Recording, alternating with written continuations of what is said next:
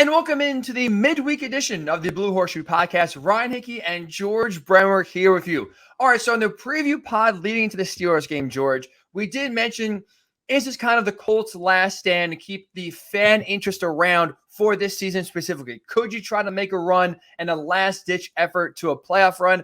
Clearly, all those hopes at 4-7-1 are dashed.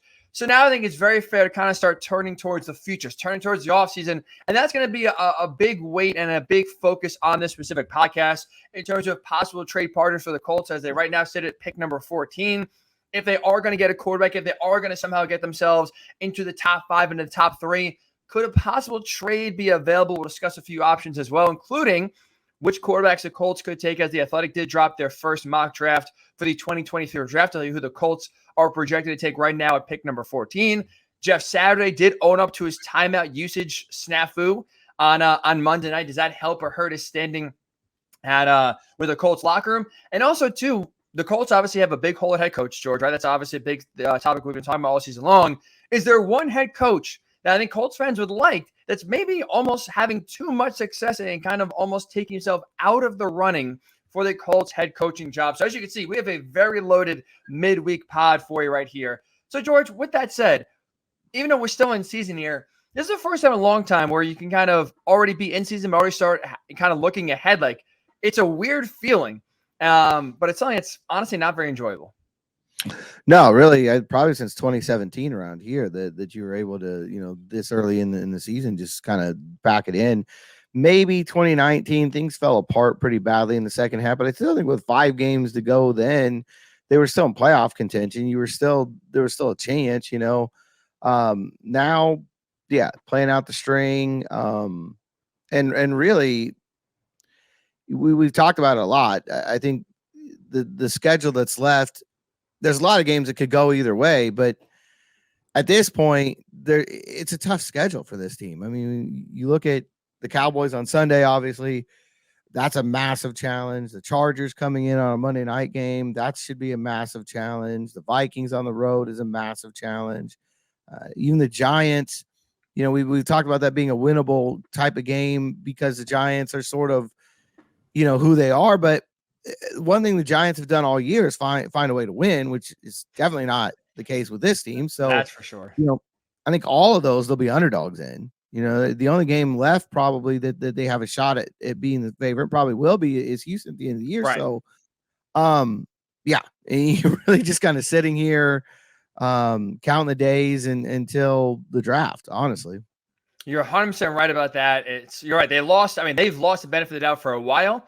But again, especially when you lose at home the way you did the Steelers, like you said, there's just even some winnable games. There's no reason I think the Colts will kind of put it all together, even though they have at some points this year and win some of these games. So like I said, now as we start to kind of look ahead towards the future here, obviously everyone kind of looks towards the draft. Right now, the Colts are 4-7-1, only 14th overall pick. I don't know about you, George. That's not really a position that sounds like you're going to get your number one guy at quarterback, right? Whether it's Bryce Young, whether it's CJ Stroud, whether it's Will Levis, that does not sound like a spot that you are going to be able to sit at and be able to kind of draft the quarterback you want the most. So with that said, I think it's also a good time to kind of start looking ahead and maybe starting to identify some teams the Colts should be rooting for. Because again, now that the Colts season is over, why not start looking at other teams and say, okay, maybe these scenarios break your way, break our way. Maybe this is a potential trade partner. We were talking off air after the post-game pod on Monday night. I wanted you to bring this up because this is an idea that you have that I have not heard anywhere else. But I think the Colts fans, there's one specific team they should kind of be looking at and rooting against the rest of the season, because that could be a team come draft time that could be a trade partner with the Colts. What team is that, George, and why? Yeah, Chicago Bears. I mean, you're looking at a team right now that surprisingly is sitting in the number 2 hole. And I say surprisingly, not by what expectations were at the start of the year, but they're on a 5-game losing streak. They were 3-4 not that long ago. And at that point, the number 2 pick in the draft was not on their radar. But, if the season ended today, the Bears would pick second. So I think you're looking at a team there that feels like it has its quarterback in Justin Fields, is unlikely to draft a quarterback, has a lot of other holes, on that roster, and might be interested in a deal. Sure, they could fall in love with Will Anderson, pass rusher out of Alabama, who a lot of people think is a generational type of guy. But they also could say outside of quarterback, which is not a position that they're probably going to jump at. There's no one spot that's worth more to them than, multiple picks. So Right. I think that'll be a really interesting situation to keep an eye on. Obviously, if the Bears are ultimately in that number 2 hole, they're going to have a lot of bidders. I think it's going to be a situation where if Chris Ballard's still the general manager, he's going to have to swallow hard and do something he hasn't done and get into a bidding war. But I definitely think it's something to keep an eye on because the Bears are very intriguing if they're in that 2 hole. Absolutely. Like I said, you have a relationship in terms of Ryan Poles being a former, Kansas City executive, standing with Chris Ballard. Obviously, their head coach, Matt Eberflus, is very familiar with the Colts, being their former defensive coordinator. So it's like there's connections already there naturally, right? Where you think channels of communication could be open. And you are right. Like if you're the Bears right now and where you are, where Justin Fields, you mentioned the 5-game losing streak, and it's surprising. It's also surprising because this last month, 6 weeks, Justin Fields is playing some of the best football of his career. And a lot of it's on the ground, but it's like he's playing really well, and it still doesn't matter because the Bears still losing games. So it's like they have a quarterback that's developing. They have, as you could just tell, a million different holes on defense, on offense, where even with Justin Fields playing some really good football, they still can't figure out to win games. Now, if you're the Bears and you're sitting there at pick number 2, is Will Anderson, is a left tackle, is a wide receiver at number 2 more valuable than, let's say, trading back to where, even though the Colts right now are at pick 14, like you got to imagine with this schedule they have, like I said, Cowboys, the Giants, the Vikings, the Chargers, like those are out of the 5 games remaining, 4 are most likely losses. The only win left is the Texans. So let's just say they win one more game into 5 wins. You're probably sitting at pick, I don't know, let's say 9 or 10. So let's say for argument's sake, it's 10. If you're the Bears, would you rather have pick number 10, maybe a first round pick, probably a first round pick next year, and like let's say a second round pick, or would you rather have your number 2 overall pick and just sit there and then just, have pick 2 and then probably 34 with your own second round pick? Like you are in a position where when you have your quarterback and you have so many other holes to address, trading back is really the only option you have. Like, I don't think it makes a lot of sense to draft, sit there number 2 and take whatever, the best players available when you can get more value and get a few extra high picks in order to kind of build, your franchise up. So if you're the Colts, I mean, I think Colts fans should absolutely now forget, just in watching the Colts, I think watch a lot of these Bears games. Like I know Aaron Rodgers was on Pat McAfee's show earlier this week, and he was talking about how he plans, as long as he, feels good, he's going to play, and he plans on playing this Sunday against the Bears. That's great news. That's great news. You want the Bears to keep on losing. Because if you're number 2, George, for me, like the quarterback, I think that would be perfect for the Colts. That the really right now out of this draft class, the only quarterback I feel really comfortable in taking is Bryce Young. You put yourself in number 2, and you give your chance, you give yourself one shot to where the Texans, if they, for whatever reason, don't like Bryce Young, figure out, we'll punt one more year on the quarterback situation.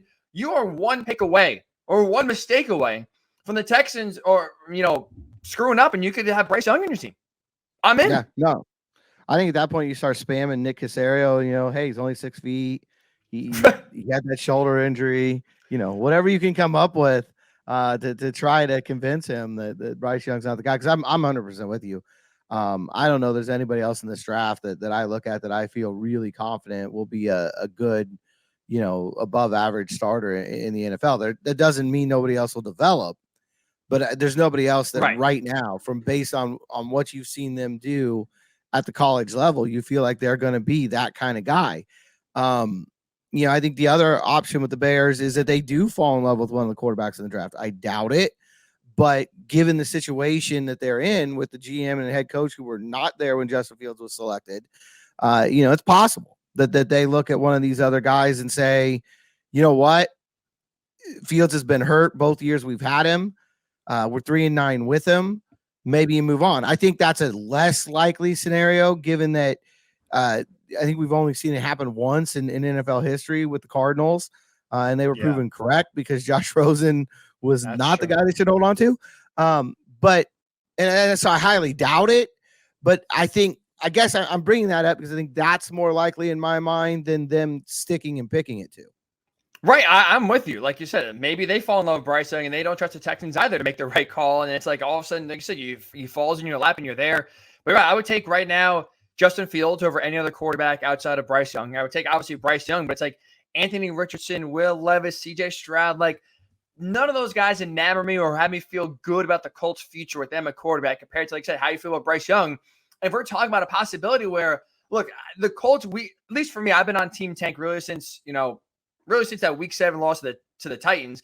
And for at least a few weeks, it seemed like the Colts were on that same page as well. And now you hire Jeff Saturday, bring Matt Ryan back, and they're 4-7-1. You're too late to tank, right? You're sitting at 14. You got way too much, ground to make up, if you will, to kind of get into that top 5 on your own. But like I said, if you can kind of keep rooting for the Bears and have the Bears be in a situation where they want to keep Justin Fields and you want to get picks to build your team, that's a tremendous trade partner. Like I said, there's already kind of natural lines of communication open between the two franchises that really can help the kind of Colts get the quarterback they want while not having all the losses as well, which would be just absolutely massive for this team. And you look to George, the rest of the big caveat, though. I mean, the big caveat there is you're going to have to be in love with at least one of the other quarterbacks. True, because you can't give up what it's going to cost, and so it'll be interesting to see because you can't count on getting your guy there because you'd be at 2. So that I think is there's a lot of moving pieces, and I'm sure things will be a lot different by the time we get even to January 9th and the season's over. But I think it's going to be really interesting to keep an eye on the Bears because I think they're the one team, if you are a fan out there that's on the Will Levis train or you're on the CJ Stroud train or the Anthony Richardson train, the Bears are a team that can guarantee you one of those 3 guys. That's a good point. Like I get so enamored and you think, oh, you're one pick away from Bryce Young, but you make a good point, George, because at least for me, I got to rein myself in because, right, if they pick Bryce Young, you're sitting there number 2, and you look at what the 49ers did, if you just go back on precedent when they moved up in the 2020 draft from 12 to 3, they gave up 2 first-round picks, and they kind of felt comfortable with multiple guys. They ended up taking Trey Lance at number 3 when it was Trevor Lawrence 1, Zach Wilson 2. You have to follow, whether it's Stroud, whether it's Will Levis, you have to have a ton of conviction where if Bryce Young is not the guy, we feel uber comfortable giving up at least 1 extra first-round pick. So you got to think you're not trading up and giving the Bears your first-round pick, swapping ones and then giving like a second-round pick. It's going to have to be another first-round pick, you would think, to trade up from in the ballpark of, let's say, area 10 to, pick number 2 or 3. And you're 100% right. You have to have strong conviction that whether if Bryce Young's not there, whoever is there, you feel comfortable they can also be a franchise guy, which we know Chris Ballard, to his credit, the one thing he has been is stubborn in terms of he's not going to take a guy, just take a guy. And that, I think, philosophy, again, is going to hold true and ring true and really needed to hold true this year where, again, if you don't like anyone else outside of Bryce Young, maybe you got to get creative. Maybe it's Trey Lance. Maybe it is Justin Fields if you kind of hear rumors and thoughts that the Bears may, stick a number 2 and pick a guy and kind of hit the reset button with the brand new GM, brand new head coach. But either way, like I said, you have to have some sort of strong feeling on another guy outside of Bryce Young because the odds of him being there at pick number 2, well, it is the Texans, and fingers crossed, we've known them to make mistakes before. It's almost too easy of a layup, at least right now, to go anywhere else but Bryce Young. So a few other thoughts here, George, because maybe pick number 2 is either too expensive or maybe, the Bears aren't willing to trade. I think a few other teams that maybe the Colts could look at here in terms of trading up to get a top, 5-ish pick. I think the Seahawks right now are holding pick number 4. Now, it's not their pick. It's the Broncos pick. So you want to keep rooting against Denver. That could only make, Seattle's slot higher. And if they like Geno Smith, like they're in the middle of a playoff race right now with Geno Smith, maybe that's a team where they say, you know what? We like Geno. We're not, quarterback or we don't really feel like we have to draft a quarterback this year. We've seen John Schneider in the 13 first-round picks he's had. He's made the pick 8 times. So 8 times he's made it, 5 times he's traded out. It's not 50-50 for sure, but it shows you he's not afraid to trade down in the first round for sure. The Eagles at pick number 6 have the Saints pick. So again, the Eagles right now we know, and seemingly Jalen Hurts is the guy in Philly. So if they want, again, trade down, get extra value, that could be a team. But like I said, there are options. The Cardinals and Packers both have quarterbacks in 7 and 8. But again, you may not even be high enough at pick 6, at pick 7, 8, maybe even pick 4 right now to get that guy you want. I think you're 100% right where the team most likely the Colts are going to make a trade. The team that you circle, I think you should still, if you're Colts fans, root against the rest of the season. Outside of watching the Colts, I think you should watch the Bears a lot. This has to be a team that you kind of, keeping one eye on, checking the score every week to see as long as they're still losing, that could be eventually a meal ticket to get in the Colts franchise quarterback. Yeah, and I think Seattle's in the runner-up spot there, just because, like you're talking about, they're in a situation with Geno Smith playing extremely well. They could add a really good piece to this team around him by making a trade like this. A couple of really good pieces to around him, but also I think in their case, they're in a unique situation where they could kick the can to next year and get into the Caleb Williams sweepstakes. You know, True. they could be a team that says, we'll go ahead and make this deal with, say, the Colts, and expect that with a rookie quarterback, they're still gonna be maybe a top 10 kind of a pick because, you know, growing pains and other areas the Colts have to address. If Seattle might be a gamble worth taking. Absolutely. You're saying, and especially too, when you have the Broncos pick, like it's right now number 4.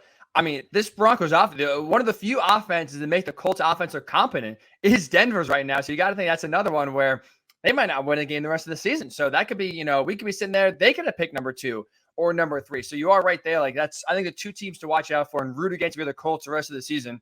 It's the Bears right now, pick number 2. And it's the Broncos who have their first pick goes to Seattle, who's right now sitting at number 4. All right, George. So the Athletic did provide, I know it's early, but hey, it's never too early for mock draft season. They did their first mock draft for the 2023 draft. And in this specific mock, they did not have any traits. So that thrown out the window. So they had the Colts picking at number 14. They took Will Levis out of Kentucky. So it was Dane Brugler who did it. He had Will Levis falling down to the Colts at pick number 14. If that's the move, if that's a pick the Colts make, I know it's early. You like that one so far?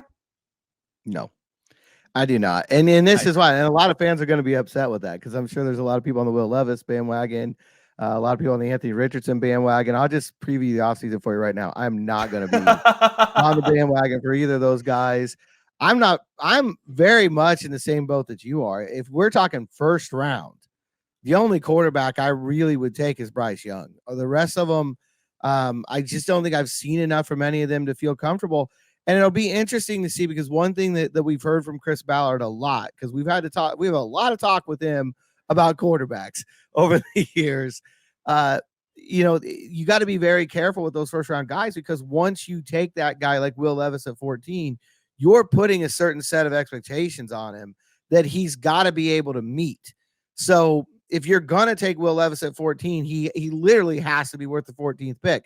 I know that's true of every position, but it's not, because if a left tackle gets off to a slow start, there's going to be some murmurs and there's going to be unrest, but not like the quarterback. If you're picked 14th overall and you're the quarterback and you're not starting in year 1, that alone is going to be a major issue.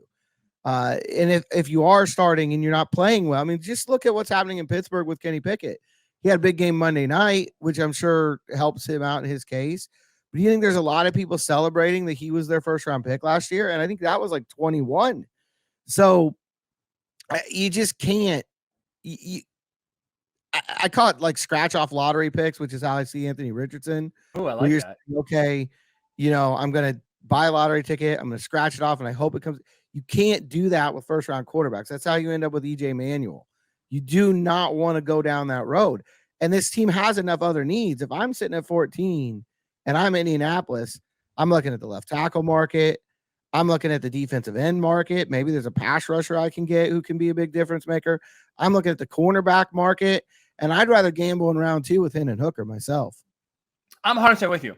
I am a 1,000,000% with you where, first of all, hope is not a strategy when it comes to quarterback, right? If you're taking a pick at 14, and like you said, outside of Bryce Young, I think every other quarterback in the first round right now is a hope project. Will Levis, like I said, I don't really have a lot of faith in. Anthony Richardson, it's a lot of tools, but the consistency has not been there whatsoever. CJ Stroud, that's a guy where you put any sort of pressure on him, you kind of see he does not play that, does not play very well. He does not read the defense well. And that's a guy who has a million different weapons and options at Ohio State. And he's still struggling at high levels against, some competent defenses. That's not a guy when the level, as we know, jumps from the college to NFL. I want to trust, like I said, with, my team for the next few years. It's such a highly scrutinized position where, like I said, if you get it wrong, first of all, quickly. And second of all, you rarely see teams move off of their, wrong picks soon. And you kind of almost get into a stage where it's like almost like if you get it wrong, it sets you back 4 years. And then That's if you get it right the next time. You usually get a long leash as a first-round pick just because, it's a first round. There's a lot of talent there. We'll give them the benefit of the doubt. They'll change the GM. They'll change the coach before they do change a quarterback. So this is a massive gamble where, again, you are going to have your next 5 years, bare minimum, laid out for the Colts in either a good way or a bad way, depending on who you pick and if you hit it. And like I said, I don't want to trust the next 5 years to a quarterback right now in the first round, not named Bryce Young. So you're 100% right, George. If the Colts sit at 14, and let's just say they sit at number 10, make it easy, right? And Bryce Young's not there, I'm not taking a chance. I'm not risking for anyone else. Where, like you said, I'd rather pick right now a left tackle. I'd rather pick a defensive end. Hell, I'd rather pick another receiver, to be honest, and just load up on the skill positions. And then either, if you really like Hendon Hooker, and that's a guy who unfortunately tore his ACL, so he's going to be already an interesting prospect before he got injured.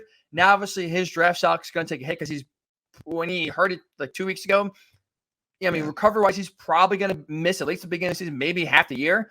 So now you're going to have a guy that's going to bare minimum miss half the year. It's going to take a slow – basically, year number one is almost a wash for Hendon Hooker next year. But if you're sitting there and you could tell me right now, you could at least take a chance on Hendon Hooker in the second or third round, I'd rather do that and take a left tackle or a receiver or a defensive end in pick number, in the first round and kind of take a chance there with a less valued pick to the quarterback. They said kind of sit there at 14 and basically blindly pick Will Levis, throw a dart on the board and say, I hope he works out. I have more faith in that because worst case, if Hendon Hooker doesn't work out, well, at least you got, in theory, a left tackle, receiver, or defensive end in the first round that could be a cornerstone for the next guy compared to, like I said, you swing and miss on Will Levis, and you also swing and miss then on an impact player at another important position as well. Yeah, I think that's how you just broke that down. I think that's how you get into trouble, in the draft. When you take I'm trying to think of the guys over the years, Jake Locker, at number 10 overall, or Christian you go Ponder, after there's Ponder, when you do those things, Blaine Gabbert, comes to mind. It sets you back, it sets you back several years. And, what are you passing on? Who are you missing? I know one of those years, JJ Watt was on the board when one of those quarterbacks went out, and I just don't, I get it. I understand the fan unrest. I absolutely do. But it's why I've not been on the let's, pile on Ballard for not drafting a quarterback high, because I haven't seen one on the board when they picked where I thought they really need to go after, fill in the blank. And honestly, the only one I think they even had half a shot at trading up for was Justin Fields, and it would have been very costly, and you had just signed Carson Wentz, so it wasn't going to happen. I just don't there. Since Andrew Luck retired, there's not a realistic scenario in my mind that the Colts could have gone after a quarterback in the first round that they should have gone after, and they didn't.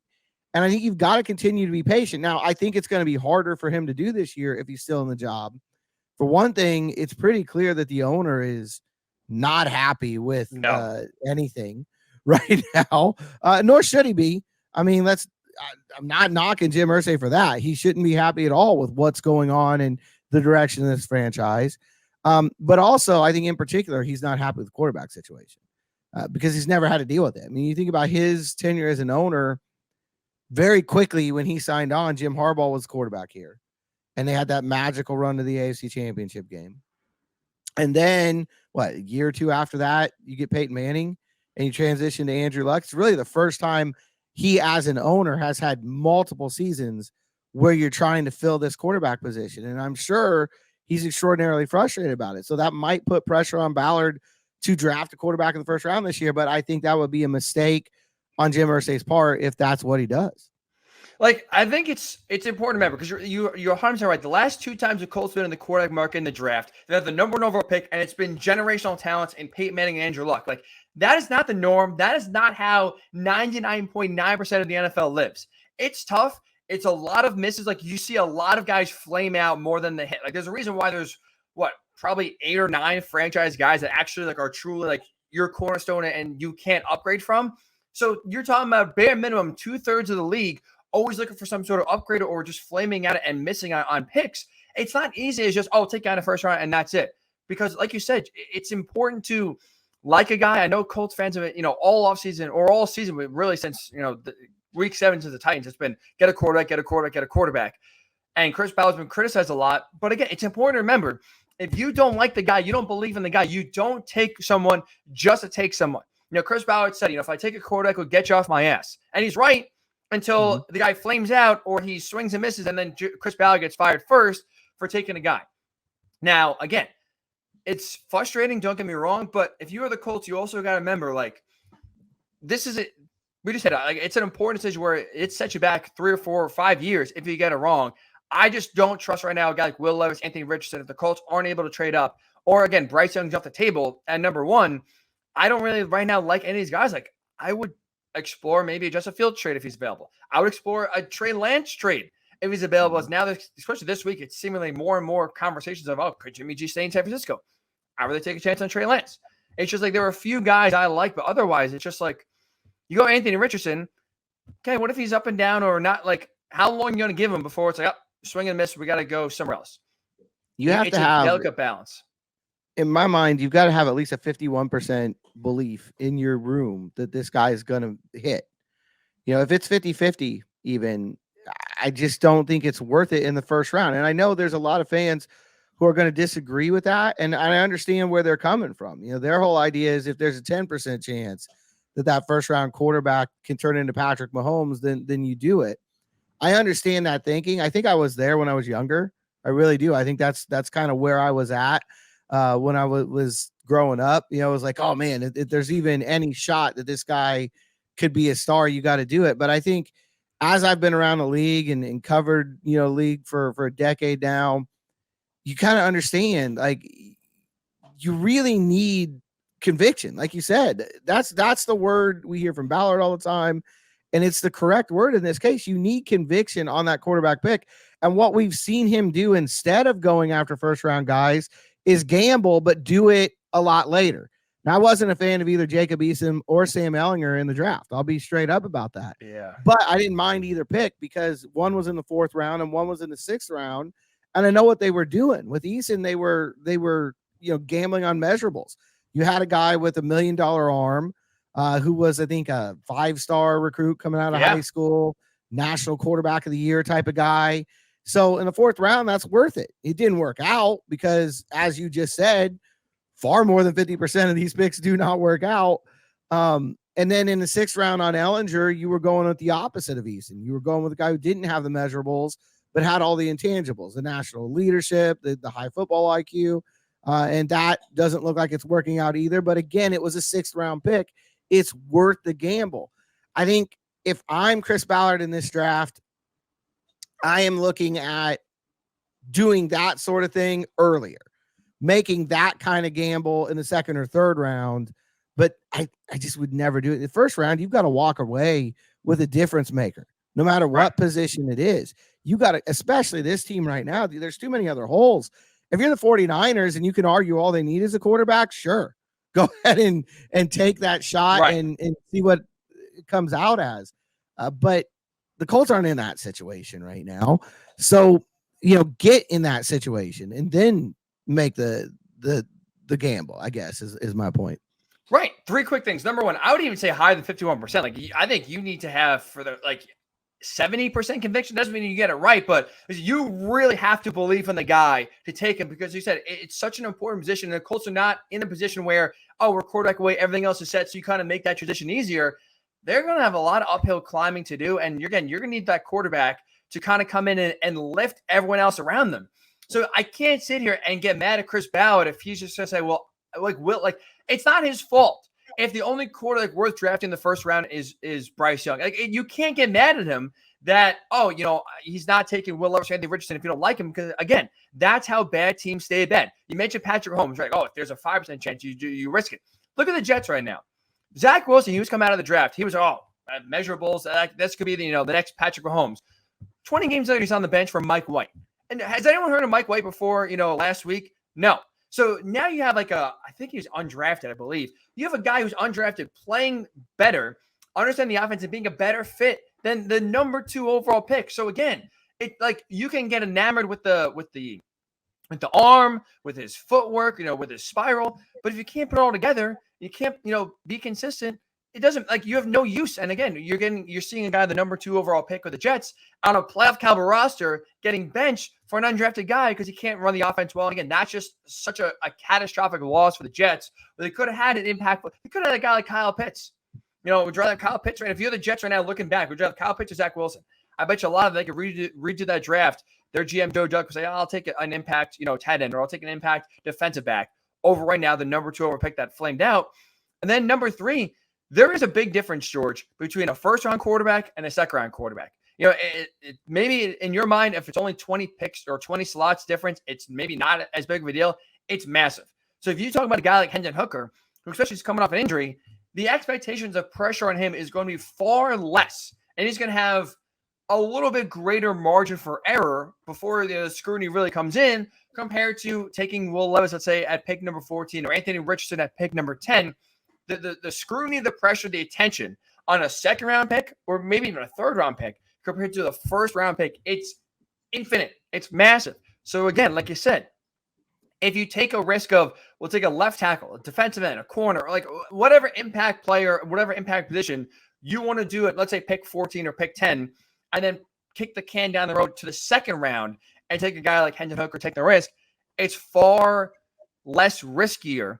And it's, far less pressure on that quarterback like Hendon Hooker, compared to, again, you put all the pressure, all your eggs in the basket of Levis, Richardson at pick number 10, let's just say for argument's sake, that's where it ends up being.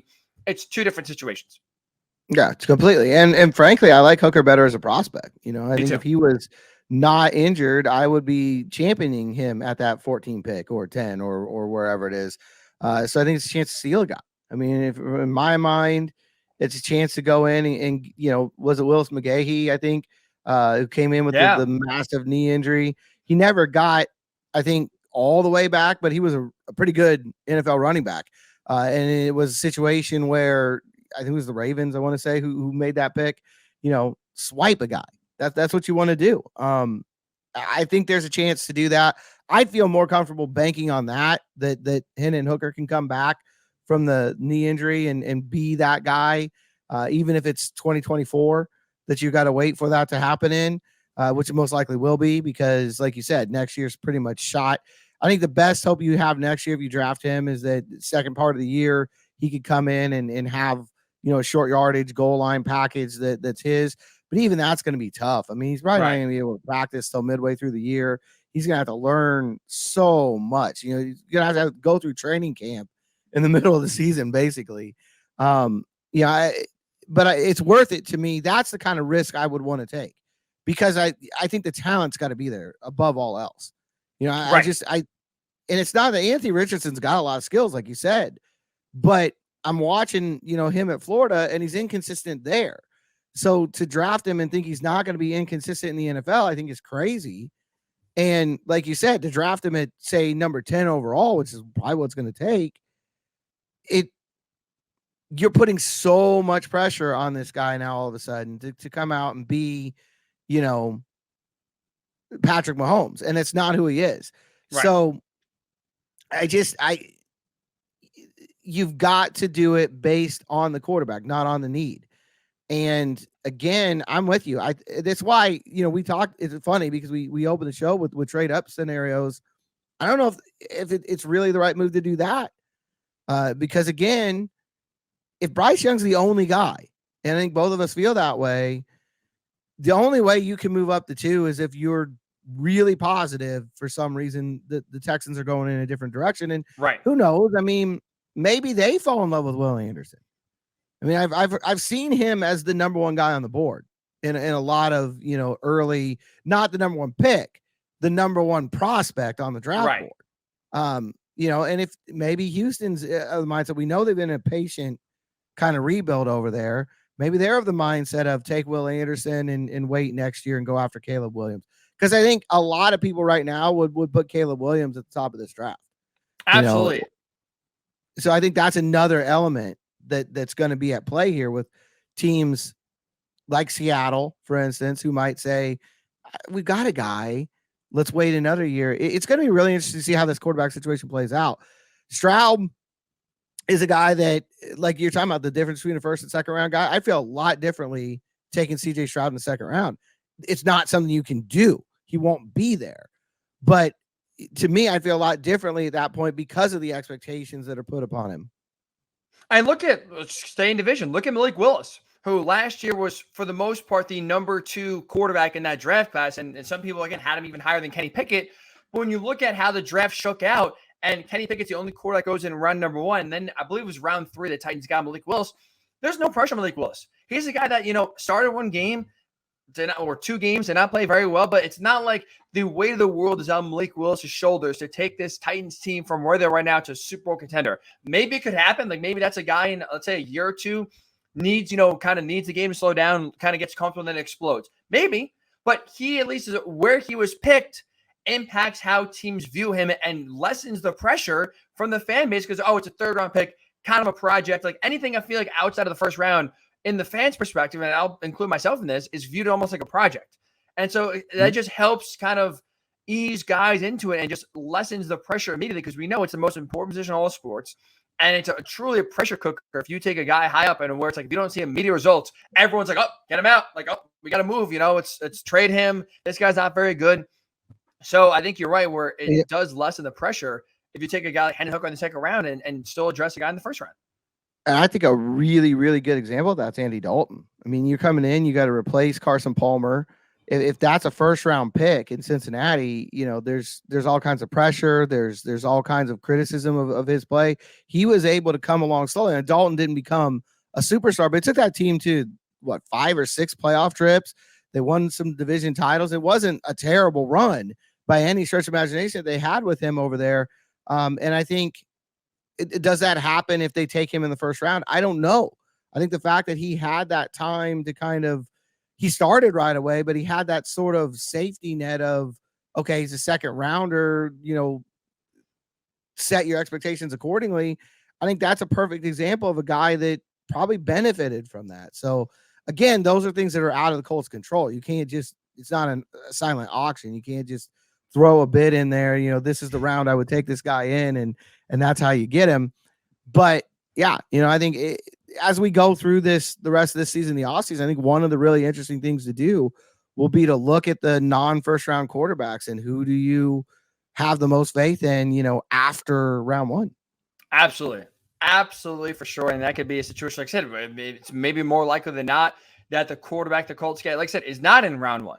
And so it's going to be fascinating to watch for sure. But that's definitely something that, keep your eye on Colts fans for sure, whether it's trade up partners like the Bears, like you mentioned, or it's quarterbacks like, potentially Hendon Hooker, where you can kind of get a 2-for-1 double dip. Let's say maybe get a left tackle in round 1.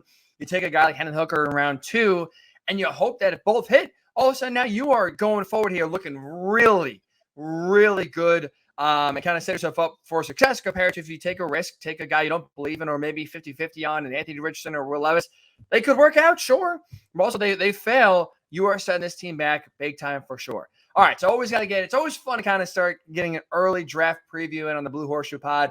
When we return, we talked a lot about the quarterback. What about the head coach for the Colts? There's one guy I think that maybe could be coaching his way out of the search. We'll discuss that when the Blue Horseshoe Pod returns.